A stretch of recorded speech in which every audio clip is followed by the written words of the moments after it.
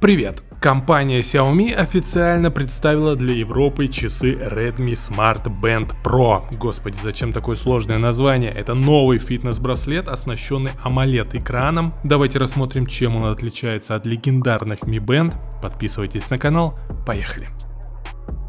Новый фитнес-браслет оснащен 1,47-дюймовым сенсорным дисплеем AMOLED, который имеет разрешение 194 на 368 пикселей и обеспечивает яркость до 450 нит. Основное визуальное различие между Redmi Smart Band Pro и его аналогом Mi Band — это форма дисплея. Гаджет Redmi имеет дизайн, который больше похож на умные часы вроде Huawei Watch Fit. Пользователю доступно более 110 режимов тренировок, из них 15 профессиональных, включая бег, езду на велосипеде, плавание и йогу. Браслет может определить, когда началась тренировка, и измерять усилия, приложенные пользователем. Трекер рассчитан на водонепроницаемость в 5 атмосфер и может работать до 14 дней при обычном использовании или до 20 дней в режиме энергосбережения. Зарядка осуществляется при помощи магнитного зарядного устройства, что вполне знакомо. Redmi Smart Band Pro поддерживает такие приложения, как Apple Health.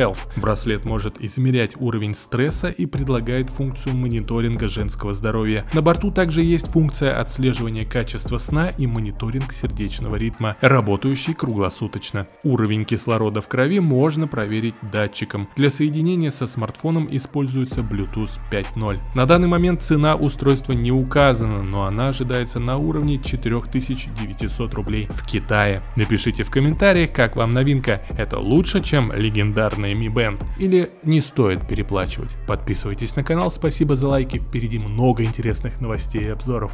Пока-пока.